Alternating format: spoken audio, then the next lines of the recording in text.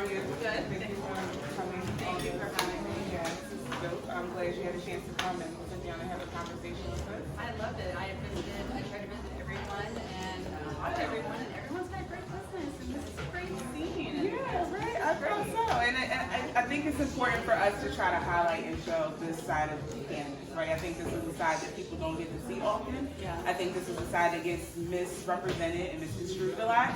And it's so new. And it's so new. It's such like a positive imagery that almost the industry has been branded by stonery. Right, The last right, 50 right. years. So this is all new and welcome. Yeah, so I'm excited for a few different reasons because one of the, I was telling you earlier, one of the reasons in particular that I wanted to make sure that I had you here is because I had the opportunity and the pleasure of learning more about your history and how you started Emerald Magazine. And Cannabis Noire is on a amazing trajectory right now, and we have a lot of exciting things coming up.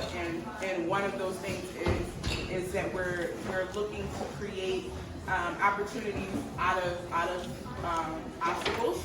Right, and my grandmother always says that necessity breeds invention, and so I think that we've had enough conversations about what's not right, about what's not going well, what things we need to fix, what we need to do, and I think now at this point we need to take everything we've learned and everything we've talked about and sort of create the space that we want to see. Yeah. I mean, it's not going to fall in our laps. It's not going to be something that's given to us that's just going to self-create. We have to build it, right? Yeah. So I will let you tell everybody kind of how you got started because I think this is kind of the epitome of building that space. Okay, thank you. Well, I started in a place called Humboldt County. For those of you that might be familiar with Northern California or the Emerald Triangle, we produce about 70% of the United States cannabis. So I went to college there because I love cannabis. And if you're living there, you're in the industry, whether you're actively in it or you just see the billboard advertisements, like it's around you. Right. And so I was in the industry, and my partner at the time was caught with bulk currency. And so law enforcement seized that, didn't arrest him, but took his cell phone and then called law enforcement in Humboldt County and said, go to this guy's house, I think he's up to no good. And so law enforcement came through, no warrant, detained me for 8 hours, talked shit to me the whole time, searched the house. The last place they didn't search was the attic, where when the judge did sign a warrant, they found more bulk currency. So that is what I was basically arrested for, was I had cannabis in the house, so like possession of marijuana with intent to distribute. I had a bag of trim in one of my spare bedrooms. They were harboring a room for drug manufacturing. Wow. I was also raised in Texas, so I'm a firearms owner, and so I had possession of a firearm and the commission of a felony, and so based off that, I went to jail. You were a kingpin. Yeah, so I went to jail, they took all the money, they basically needed an arrest to claim that. So I get bailed out, I go home. In between the time that I was arrested and the district attorney served me my forfeiture papers, about $15,000 went missing than what was seized. Wow. So there's about a dozen officers there. I absolutely believe that they pocketed that money, and the sheriff. Not hard to believe. Yeah, no, I mean the sheriff, he was on like the local NPR station, and I called in, and I just was like, this is what happened to me, and this is, it's a business. Law enforcement is a business. It's a power of number, and if you're in the cannabis industry long enough, you might get popped, I mean, it's just, it can happen to anyone. It's a part of the reality of that. Yeah, and it's, these cultivators in Humboldt County, they want to pay taxes. Like, we want to be, we want to represent the cannabis industry in a positive light. We're not like drug runners, we're not criminals, like, right. We have families and we work. And so when I was sitting in jail, I was like, the pen is mightier than the sword. I'm going to start a magazine for the little man to have a microphone, because in every single news source out there in Humboldt, my mugshot was everywhere. I was guilty before I was innocent. I didn't even have a chance. So I was like, I'm going to make my own news source, and I'm going to have the microphone for the little man to be heard. And I wanted to represent cannabis in the the light that I knew reflected the community of Humboldt County. I wasn't initially a cannabis magazine. I had court for almost a year. Yeah. And my lawyer. That's the other side, right? Yeah. Now. Yeah, I mean, that was a long, strenuous process. 9 months, almost a year, attorney fees. I mean, like I said, law enforcement is a business. Yeah. It's all pay to play. I mean, if you have money, it makes it easier, but I mean, something's got to give. Yeah. I mean, we lost all of our money and had to pay for an attorney. My ex had to take a public defender. It was designed to just break us down.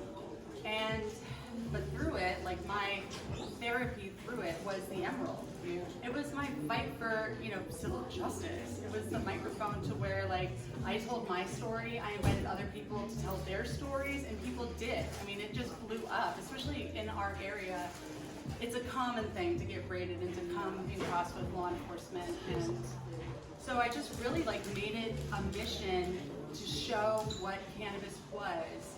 We're members of the community. We're family members. We're sisters. We're hard workers. We're not, drug running or running human trafficking or anything like that. So and it's interesting because your story is so similar to so many people in my community, right? Like this is what unfortunately people where I'm from are facing on a regular basis. A lot more often, a lot more in more frequency, with more aggression, right? And so when you add those pieces together about them it being a job, right, and it being a business, and then this is being more about profit and less about safety of people and that sort of thing.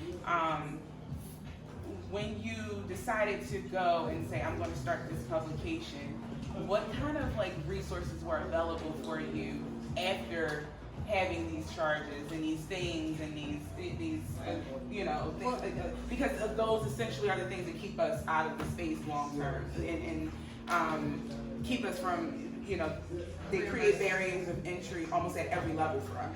I remember because it was a small town, everybody knew I had gotten arrested, and nobody really wanted to work with me. Yeah. I was burnt, and I can't, they were scared too. They didn't want to get busted. Yeah. So it was hard. And as an entrepreneur, you look like the Small Business Development Center, which is like a nonprofit, that actually is where I got my step on my business plan. I learned what a business plan was, what branding was, and that was really the only resource. I had to start building my network, social capital, going to events, associating with like-minded people and like-minded brands. Then you build your network bigger and bigger and bigger. Yeah, and I think that's one of the important takeaways from all of this is that despite, like I said, there are going to be obstacles, there are going to be things that we are in the thick of that keep us from excelling the way we would like to, or entering a business, or starting that company, right? But those same obstacles could be benefits, because there are several people in this room, I know alone, who have plenty of resources, plenty of connections, plenty of conversations to be had. Aligning yourself with the right people will create opportunities for you to secure resources for yourself. So I think it's really important to not be defeated in the thought process of, oh, this is so many things stacked against me, I have so many obstacles, there's no way I'll ever have enough money for that, there's no way I'll ever be in a position to do that, there's no way they'll ever let me have that. You have to create it, and you have to align yourself with people who can help you. And one of the things that I love is that I heard someone say, I think it was Issa Wright, she said, I don't just look when I'm going to look for people, I look to the right and left of me, right? Because there's a lot of people in your immediate circle that have so many resources, so many different things. We're working on so many different projects, and right now, just in the process of us developing out this content and creating these programs, the people we've been able and been blessed enough to work with who have helped and poured into these projects have taught us so much. Mm-hmm. And so had it not been for the resources and our allies and the people that we're so much alike in so many ways and different in the same accord, but we would have definitely lost our footing. And for a while, I think that was what was stopping me from kind of scaling up and growing and sort of, right, yeah. And so I think that's like the key takeaway for this is that don't, and the attempt to get into this space, don't forget that your social capital is extremely important. Exactly. And, you know, also recognizing what your strengths are and what you're, you know, maybe not so strong at, and then aligning with those people that match that, you know, and offering your services for helping each other. Right. You know, teamwork. It's a dream work. Hey. And so when you started Emerald, you said, okay, I'm going to start this magazine and I'm going to connect with some people, and then what happened? Well, there was a lot of, you know, trial and error along the beginning, but I loved it. It was like my child that I was growing, and I just had that entrepreneurial passion, and I didn't know any different. I was like, I'm just gonna do it. Yeah, right. You're too naive to think to be scared. Yeah, but you know, I think really like just getting involved in the business community. I remember like the Chamber of Commerce having like monthly mixers, and just finding those people that can really help you succeed in areas that you might not be so strong in. Yeah. So, I mean, for a while, you know, it was slow at first. I never had done like graphic design thoroughly, so I had to learn how to make a magazine, do the layout, and so like you do a print run, and then you're like, all right, this didn't come out so good, or like we don't use this color anymore. And even to this day, when we do a print run, it's never perfect. Right. You know, I mean, your business is never going to be 100% flawless. Exactly. But you know, I mean, just embrace like where it is strong, and you know. Build on those, yeah. And I think that's another key takeaway. Part of it is that people are like, well, I need this, and it has to do this, and it has to be perfect. It's trial by error. There's no template for this. Yeah. It's a new space. There are new circumstances. It's an ever-changing market, ever-changing industry. Things are always going to be different. You're not going to walk into this and nail it 100% right off the bat. And sometimes I think like, wow, if my Instagram game was on point 5 years ago, where would I be today? Exactly. You know, I think about that stuff, and I'm just like, no. Don't beat yourself. Don't beat yourself up, right? I'm trying to get on TikTok. I haven't quite figured it out. Listen, you know what? And it's funny. I have a 12-year-old, and he told me I'm taking marketing advice from a 7th grader, but he's like, yeah, if you really want followers, you need to get on TikTok. And I'm like, what is TikTok? And he shows me, and I'm like, my God, this is what I have to do. I gave him the assignment to my intern. I was like, yeah. You know. Speaking of, we need interns. So for stuff like that, because I can't get on TikTok. Interns are great. So do you have any like advice for the guests who are here, especially the business owners in particular? Because I think one of the things, like I said, we're talking, and everything that we're doing is kind of aligning around the focus of 2020 being our year, right? This is the year that we plan to nail it. This is the year we plan to go for it. This is the year that we're going to jump off and grow wings down, right? And go legal. We're going to. But do you have any advice for kind of staying focused or staying resilient? Sure. Undoubtful.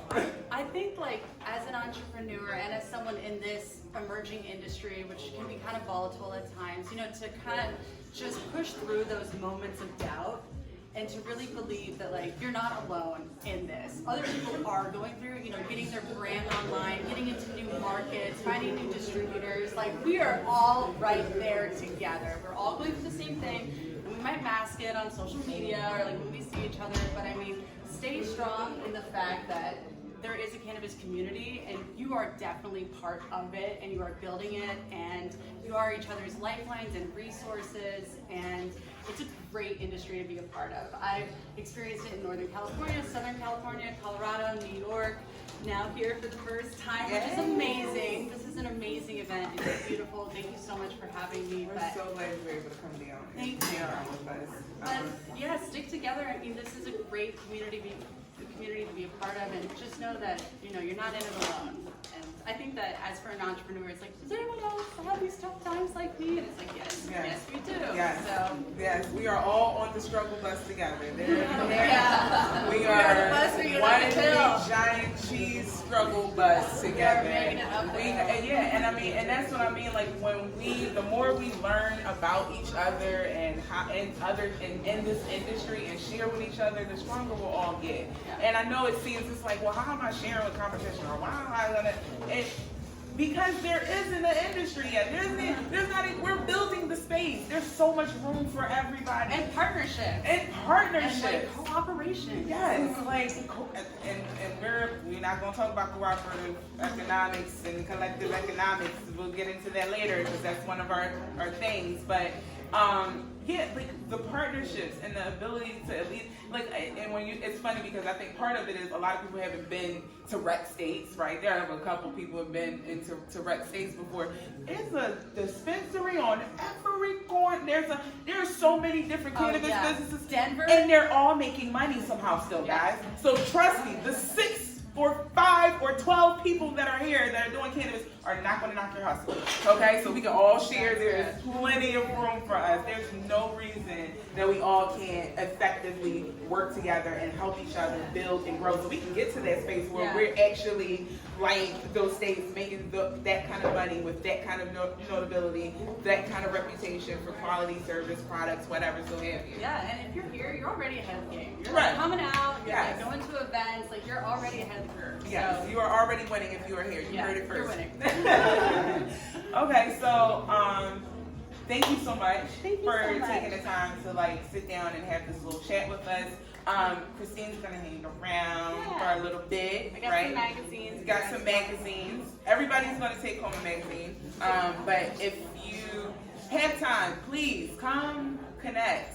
This is a wealth of knowledge, right? And if you've got a business, we want to feature you. Like, Yes. we want to build up the industry. Like, give me your card. This is what I actually have this for everybody. Perfect. All right, we'll be in touch. But yes, connect, because this is how we get out there. This is how people get to know about what we're doing and the exciting stuff we have happening here. So definitely make sure you take some time to speak to Christine. We still have all of our vendors here, and we're also going to start our raffles and our game contest in about 20 minutes. So we'll be raffling off the My Bud base. So yeah, I'm a little hurt. When it came, I'm gonna just tell you, I opened it up.